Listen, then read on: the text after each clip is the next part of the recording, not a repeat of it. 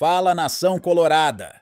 Após o Inter vencer o Atlético por 3-1, o Colorado pega o Flamengo em rodada atrasada pelo Brasileiro. A mídia do Centro projetou o confronto, veja a seguir, mas antes de ver o vídeo, tu confere se tu tá inscrito no canal. Mais de 90% das pessoas que assistem os vídeos por aqui não estão inscritas no canal. Então já te inscreve e deixa o like. Falamos há pouco, Flamengo Internacional, partida remarcada da 17ª rodada do Campeonato Brasileiro, foi adiada e será disputada amanhã, dia 30 de outubro. E aí, Letícia Marques, sempre bem-vinda aqui ao Tá Na Área com a gente, um Flamengo que tem algumas dores de cabeça aí pro Felipe Luiz, né? Até porque o jogo é amanhã pelo Brasileirão, mas no domingo tem o primeiro confronto das finais da Copa do Brasil. Esse é o grande objetivo do Flamengo nesse momento na temporada, né? Boa tarde, Camila, Raed, Renata e todo mundo que está acompanhando. De fato, né? E ainda por cima tem um Campeonato Brasileiro que se tornou um confronto direto com o Internacional pela vaga no G4. Então, tem uma outra dimensão do que se essa partida fosse lá na 17ª rodada. Quis o destino que o Flamengo tivesse ali meio embolado com o Internacional para tirar esse asterisco da tabela. E justamente no momento em que tem, na véspera de uma grande final com o Atlético Mineiro pela Copa do Brasil e várias coisas que a gente estava debatendo aqui, vários desfalques diferentes, né? Desfalques pelo Brasileiro, que não são desfalques pela Copa do Brasil e vice-versa, assim. Então, pra gente pensar um pouquinho nesse Flamengo Internacional, que eu acho que é o principal pra gente falar agora, a gente tem que lembrar que o Flamengo não tem o Léo Pereira e também não tem o Arrascaeta. Por conta dos cartões amarelos, suspensão automática, ficam fora dessa partida. Forçados, né? Não posso dizer isso, Raed. Mas assim... Garantir não podemos. Exatamente. Suspeitar? Talvez. Tá livre. Mas assim, você tem a ausência do Léo Pereira e a ausência também do Arrascaeta. Eu acho que os substitutos naturais, se imagina, né? O Fabrício Bruno e também o Alcaraz. E aí, dentro disso, a gente fica tentando entender o que ele vai fazer, pensando também na partida contra o Atlético Mineiro. Porque o Felipe Luiz, depois do jogo no último final de semana, ele deixa claro que essa possibilidade de preservar alguns jogadores. Ele não diz muitos, ele diz assim, alguns. Então, já se imaginava que um ou outro poderia ficar no banco amanhã, né? E aí a gente começou a tentar entender o que ele fez nesses últimos treinamentos. O Flamengo se representou ontem, fez um treinamento hoje e está saindo agora do Ninho para embarcar para Porto Alegre. Então, o que a gente ouviu do treinamento, para a gente tentar entender o que o Felipe Luiz vai fazer, foi um time que tem Varela e também Bruno Henrique, que retorna, como a gente falou, e o Plata. Então, é um time um pouco modificado, assim. A gente não consegue... Porque o Bruno Henrique não joga no domingo, né? Exatamente. Então, assim, para domingo, o Flamengo não tem o Pulgar e também não tem o Bruno Henrique. Então, são dois jogadores que tem total sentido entrar em campo amanhã pelo peso da partida. Então, assim, você já tem o Pulgar e o Bruno Henrique nesse time. E a gente começou a entender. A gente viu um Felipe Luiz treinando um time que desse a possibilidade do Varela e do Plata começarem, ou seja, o Wesley e Gabigol provavelmente começam no banco de reservas, que seriam essas duas peças que o Felipe Luiz preservaria para a final da Copa do Brasil. Lembrando que o Wesley e o Gabigol foram titulares em todas as partidas com o Felipe Luiz, né? Desde que o Felipe Luiz chegou. Então faz sentido um pouco essa logística, assim, né? Esse mapeamento aí do Felipe Luiz. Então o time seria... Vou até pegar aqui pra gente não debater a colinha, pra gente não confundir, né? Quarta com domingo. Exatamente. Pro Internacional, a gente conseguiu ouvir que o Flamengo pensa da seguinte maneira: Rossi, Varela, Fabrício Bruno, o Léo Ortiz e o Ayrton Lucas. Lembrando que o Alexandro ainda está com desconforto muscular, então ele não vai viajar para Porto Alegre, ele ainda está fazendo transição, né, nesse momento. Davi Luiz também não viajou porque está com dores, então menos uma opção na zaga. Então a zaga tem Fabrício Bruno, Léo Ortiz e Ayrton Lucas na lateral esquerda. Eric Pulgar, Everton Araújo, que foi muito bem na última partida, no último final de semana, Alcaraz e Gerson, e Plata e Bruno Henrique. O time que a gente ouviu, assim, a possibilidade maior do Felipe Luiz de levar a campo é esse. O Felipe Luiz só vai confirmar a escalação amanhã. Sim. Mas, assim, os últimos treinamentos indicam Wesley e Gabriel sendo poupados um pouco. É uma gestão de elenco, né? Porque tem um jogo importante, como a Letícia lembrou, se tornou um confronto direto entre Inter e Flamengo, porque o Inter tem uma ascensão muito grande nesse segundo turno, é o líder do Palmeiras, do retorno do Brasileirão, e pode entrar no G4 com resultado positivo contra o Rubro Negro. Então, vira para o Flamengo uma tarefa importante tentar se manter no G4 nessa reta final de Brasileirão, mas sabendo que o título da temporada não sei se a gente tratou isso em algum momento como prêmio de consolação, né? Pelo Flamengo ter sido eliminado da Libertadores, de outros campeonatos que esperava chegar até a reta final com chance de títulos. Mas, de certa forma, o título que pode valer a temporada rubro-negra para não ser tão frustrante por tudo que se investiu nesse ano, né, Raid? Com certeza não é um prêmio de consolação. O título nacional não é nunca um prêmio de consolação, né? Assim, pelo menos a realidade do elenco rubro-negro. Claro que não para qualquer time brasileiro. Eu tô com você, Raid. O que eu penso é... Pode falar, Ali. Não, eu tô com você. Eu acho que a Copa do Brasil deveria ser valorizada como um grande título que ele é, assim. Claro que tem outras dimensões. Isso é sempre uma resenha no podcast para quem acompanha. Mas, assim, eu concordo. Eu acho que não pode ser visto como um prêmio de consolação. Eu só fico um pouco... Porque ano após ano o Flamengo ele vem negando o Campeonato Brasileiro em diversas rodadas e acaba fugindo um pouco da briga pelo título por conta de má administração das rodadas em que disputa. Então, valorizou o estadual para tirar ali o peso da Libertadores, aí quando apertou na Libertadores desvalorizou o Brasileiro. Copa do Brasil o Flamengo sempre valoriza, então... não seria um prêmio de consolação para o Flamengo ganhar uma Copa que ele valoriza desde o início, há 3 anos, 4 anos, está sempre valorizando a Copa do Brasil, seja por motivos competitivos ou seja por motivos financeiros. É um time que, pelo menos ali nas estruturas que a Letícia passou aqui, é um time que está ali dentro do modelo de jogo do Filipe Luís. Você tem ali mais uma oportunidade para o Everton Araújo, você tem uma oportunidade para o Plata como atacante de referência, já que ele não tem nenhum outro no elenco. Perdeu o Pedro, é o Gabigol, o reserva do Gabigol quem é? É o Plata. O Plata sai de lado de campo para virar atacante de referência. Na verdade, eu acho que vai o Bruno Henrique de 9. Mas é o Plata que está jogando de 9 o tempo inteiro? Não sei, é isso que o Filipe Luís faz assim, nos treinamentos, né? Eu não sei se vocês acompanharam, mas em relação à coletiva, o Filipe já falou várias vezes que ele treina até com 2 a menos. E naquela jogo da Copa do Brasil, ele até falou que não foi diferente para eles, tanto que o Gabriel já sai rapidamente depois da expulsão do Bruno Henrique, porque já tinha sido feito um teste. Então, o Filipe Luís treina de várias formas, assim. Eu acho que amanhã, para a partida do Inter, pelo que a gente conseguiu ouvir, promete um Flamengo talvez muito mais dinâmico, assim. E aí entra aí o Plata de 9, ou o Bruno Henrique de 9, rodando pra caramba, assim, eu acho. Essa opção do Bruno Henrique de 9, ela para mim só faz sentido se por algum acaso ele segurar o Varela como um terceiro zagueiro pela direita. Porque aí ele muda o eixo, que geralmente ele segura o lateral esquerdo para liberar o lateral direito, o Wesley, e aí faz com que o ponta da esquerda se dê amplitude pelo lado esquerdo. Se ele mudar esse eixo, aí faz sentido você botar o Plata aberto pela direita com o Bruno Henrique de 9.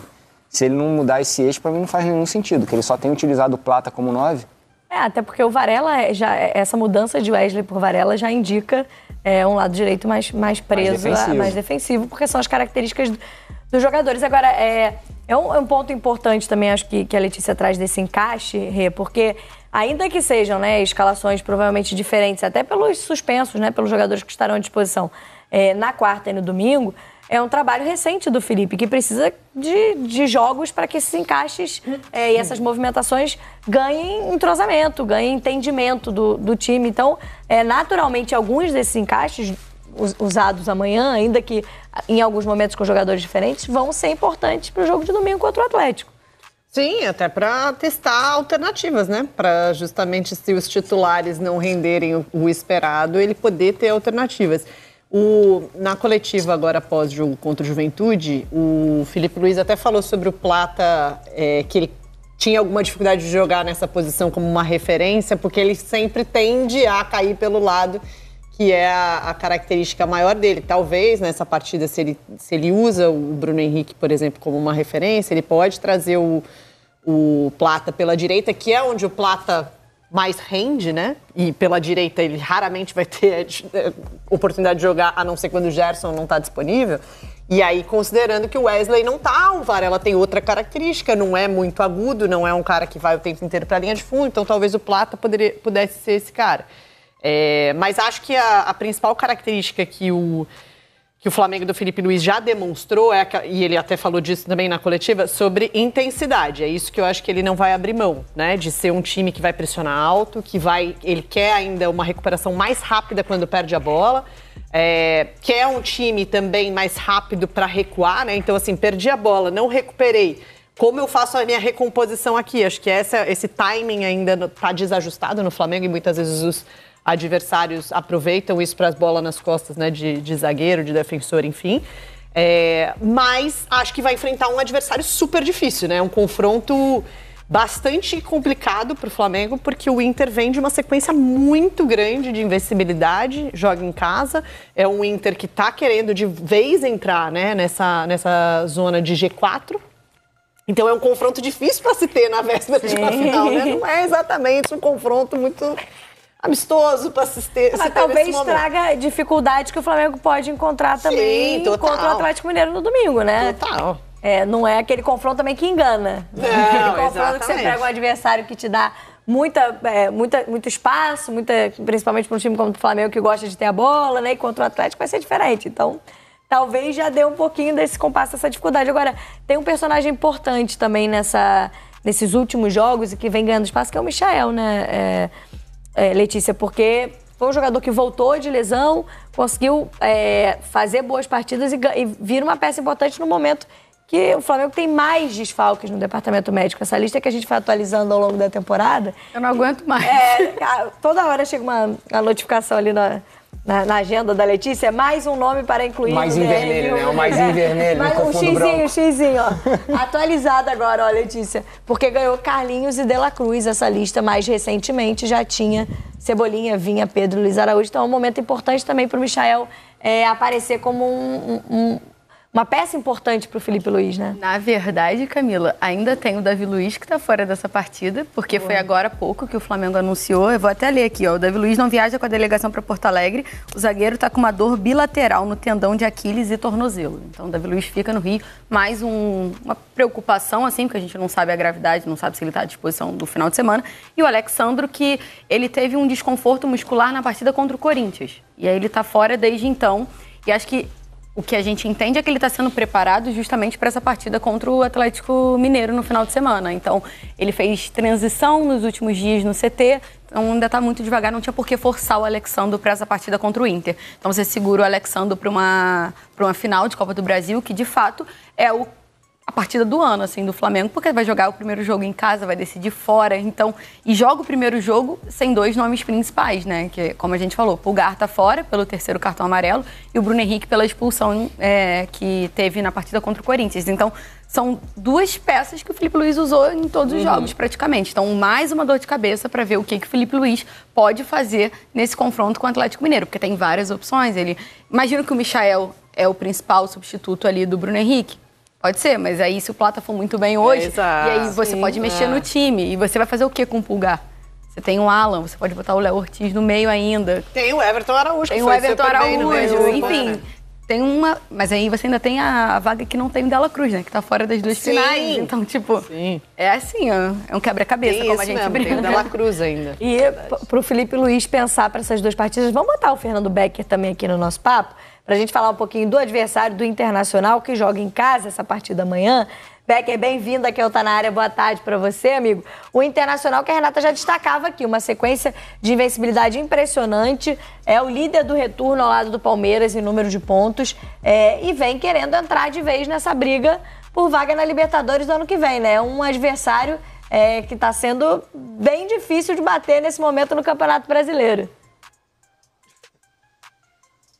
Tudo bom, Camila, Renata, Marcelo, Letícia, a todos que estão ligados aí no Tá Na Área. Exatamente isso, o Internacional vem de 11 partidas de invencibilidade. São 8 vitórias, 13 empates. Até na coletiva do fim de semana o Roger estava destacando que o time saiu lá da 13ª posição nessa arrancada aí e hoje é o 5º colocado e sonha Primeiramente, com o G4. Por isso esse jogo contra o Flamengo é de extrema importância, é adversário direto, até porque depois o Inter tem mais um confronto com o Flamengo no Rio de Janeiro, né? Outro confronto direto. Mas para as pretensões iniciais do Inter, a vitória nesta quarta-feira é muito importante porque o time entra definitivamente no G4 e ali quer permanecer. E é bom lembrar que depois do Flamengo, o Inter tem mais 2 jogos em casa, contra o Criciúma e contra o Fluminense. 2 times que estão mais abaixo na tabela de classificação, que também lutam por objetivos, mas que teoricamente são adversários, digamos assim, mais acessíveis do que o Flamengo, que a gente sabe todo o poder que tem o Flamengo. Então o Internacional está nessa briga, o Roger até chegou a falar em continuar sonhando com um título, porque matematicamente o Inter tem chances, mas o Roger faz uma escalada. Primeiro objetivo é o G4. No momento que a gente chegar ali em cima, a gente se coloca mais para frente. Essas foram as palavras do técnico Roger Machado. O Inter chega muito forte, até porque tem poucos desfalques. O Roger não tem tanta dor de cabeça assim como o Felipe Luiz, porque a equipe do Internacional ela vem jogando há bastante tempo praticamente com a mesma escalação. Um ou outro jogador que sai por questões de lesão ou de cartão. Neste caso, o Fernando, volante, está com problema muscular, ele entrou no Grenal, mas o Roger resolveu preservá-lo nas rodadas seguintes. O Rômulo continua no lugar dele. É uma característica desse time do Roger, a gente sabe quem entra. Se tem um jogador machucado ou suspenso, a gente já sabe quem entra imediatamente. Não joga o Fernando, joga o Rômulo. Não joga o Thiago Maia, como aconteceu no Grenal, entrou o Bruno Henrique no lugar do Thiago Maia, mas o Thiago Maia amanhã está confirmado e o Inter tem apenas essa questão aí do Fernando e do Rômulo. E uma dúvida do meio para frente é com relação ao Gabriel Carvalho e o Bruno Tabata. O Bruno Tabata vem entrando no decorrer das partidas, foi assim no Grenal e contra o Atlético Mineiro e entrou muito bem, principalmente no Grenal que ele mudou a figura da partida no segundo tempo, quando o Inter chegou à vitória no Clássico. E contra o Atlético Mineiro no fim de semana, o Bruno Tabata já entrou no intervalo do jogo e acabou fazendo um dos gols da vitória sobre 3-1 em cima do Atlético Mineiro. Essa dúvida entre o garoto Gabriel Carvalho e o Bruno Tabata. Eu aposto que o Bruno Tabata começa a partir da manhã contra o Flamengo. Camila.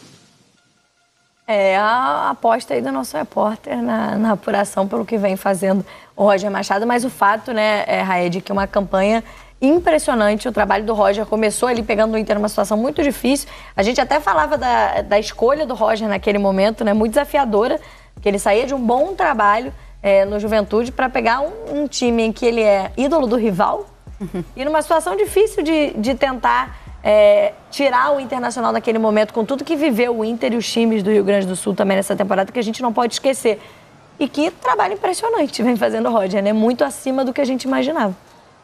A infelicidade do Internacional de ter saído das outras competições acabou fazendo com que o Roger tivesse bastante tempo para planejar o time, armar o time, treinar time e colocar em campo o modelo de jogo que ele gostaria, mesmo não tendo jogadores específicos para as posições, porque o elenco foi montado com a visão de um outro técnico. O Kudê, ele tira diversos jogadores de velocidade pelo lado do elenco e faz um time que trabalhasse mais pelo corredor central, e o Roger gosta de trabalhar pelo lado do campo. Mas ainda assim é um excelente trabalho, óbvio, guardado ali as proporções. É um time que tem tempo de intervalo, descanso, treinamento, que os outros só vão ter a partir de agora. Mas é um trabalho de recuperação grande do Internacional, tá jogando futebol redondinho. Um dos pontos que tem... Ontem eu estava ouvindo uns colorados aqui na redação, conversando sobre o momento do Inter, estão emocionadíssimos, né? Corretamente. Que o time está bem na competição, mas destacando, por exemplo, as oportunidades e a sequência que o Roger deu para o Bernabé, né? Um dos melhores jogadores do segundo turno, exatamente, né? do momento internacional, né, Rê? Total, assim, um dos protagonistas, eu acho, desse time. É impressionante como encaixou. Eu acho que o Roger achou muitas soluções, né, para um time que na lateral direita tinha problema, ele começa a encontrar jogadores que Bruno vão Gomes, ser... né? Exatamente, Bruno Gomes improvisado ali, que funcionou muito bem. Acho que o Borré encaixou como uma luva, porque... E era uma dúvida, né? O Internacional não tinha um centroavante que estava fazendo gols, o Valência estava naquela situação, né? Desde a semifinal da Libertadores do ano passado, acho que nunca mais entrou em harmonia com o torcedor do Inter. E o Borré não tem uma carreira super goleadora, mas ele chega no Inter e encaixa. E impressionante o quanto ele tem jogado bem. Fora o retorno do Alan Patrick, que, bom, né? Verdade. Dispensa comentários. Falar. Eu tinha alguma dúvida só se ele ia já voltar tão rápido a desempenhar tão bem como ele vinha desempenhando, né, antes da lesão. É impressionante o quanto que ele dá dinâmica para o time, o quanto que ele joga e faz o time jogar, né? Assim, ele realmente facilita o jogo de todo mundo dentro de campo. E aí, voltando muito bem, enfim, o encaixe do Inter tá muito bom.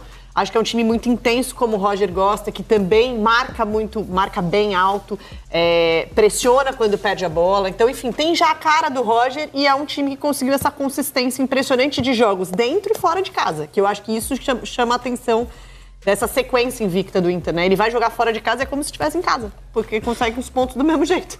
Impressionante, né, Becker, já pra gente ir arredondando, mas o quanto até a desconfiança, né, do torcedor do Internacional, o nome do Roger Machado, e até pelo elenco que bem lembrou o Raed, foi montado pelo Kudê e se esperava muitas contratações do meio pra frente, principalmente ali na última janela, e essa expectativa tinha o Valência, traz o Borré, enfim. Alário, enfim, muitos nomes para a parte ofensiva do time, mas o Roger consegue fazer com que esse time não tenha nada de um time defensivo ou reativo, é um Internacional que joga muito bem, além de conseguir ótimos resultados, né?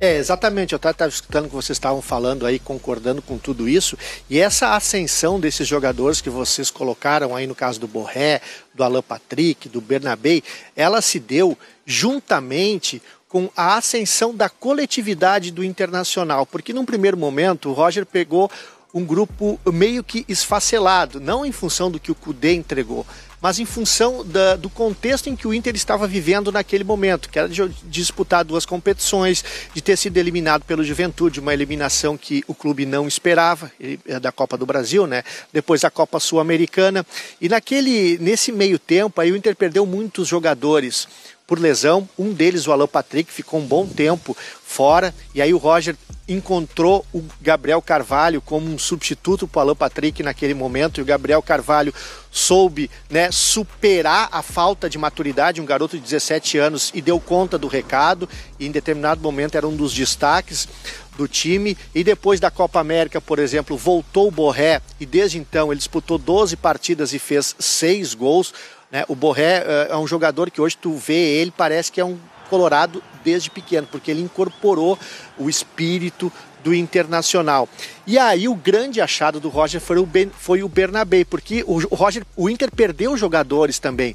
Por exemplo, o Bustos foi para o River Plate, o Robert Renan foi para o exterior, né? O Igor Gomes foi para o mundo árabe. Então ele foi perdendo peças e ele foi reinventando esse Internacional. O Bernabé estava completamente arquivado pelo técnico Eduardo Kudê. Não se sabe até hoje por que o Bernabé não jogava. Há uma questão tática que a gente pode desconfiar que pode ser por causa disso, porque o Bustos era um lateral que avançava bastante e que defensivamente deixava um pouco a desejar. Do outro lado, o Kudê tinha o René, que era um jogador que por vezes fazia uma função de terceiro zagueiro, quando apoiava pelo meio, se juntando aos jogadores do meio campo, criando uma superioridade numérica por ali. Não era um lateral agudo que nem é o Bernabé, que gosta muito de avançar pelas pontas e tem muita velocidade. Com a saída do Bustos, o que o Roger fez? Ele colocou o Bruno Gomes improvisado na lateral direita, que é um volante, mas é um jogador mais de contenção, que fica guardando mais a posição, e com isso ele tem o Bernabé, um jogador mais explosivo, mais atacante, um lateral mais atacante, digamos assim. Ele só inverteu. Antes ele tinha o Bustos, agora ele tem o Bernabé, e foi uma grata surpresa. É um dos melhores jogadores nas últimas partidas do Internacional, já fez 3 gols, tem assistências. Então, esse time do Inter, ele foi amadurecendo conforme foi também o grupo foi incorporando o sistema do jogo do técnico Roger Machado. O Roger Machado diz muito isso não durante os jogos, após as rodadas. O Inter sempre costuma divulgar uma imagem dos bastidores, e o Roger sempre fala que o grupo comprou a ideia, que o grupo está entendendo como funciona o sistema, o modelo de jogo do Roger Machado. Então tudo isso, né, alavancou o Internacional lá para cima na tabela de classificação. E até inclusive sobre essa arrancada, eu estou fazendo uma reportagem hoje que vai ao ar no Globo Esporte amanhã. O Internacional em 2020, naquele campeonato em meia pandemia, 2020, 2021, com Abel Braga, o Inter teve uma arrancada de 12 jogos de invencibilidade. Naquele ano, né, o Inter acabou com o vice-campeonato. Depois, com o Mano Menezes, em 2022, 13 partidas de invencibilidade. O Mano chegou ao vice-campeonato. E agora, um ponto de interrogação. Com essa arrancada do Inter com o Roger Machado, onde pode chegar? Fica aí, é uma questão para vocês.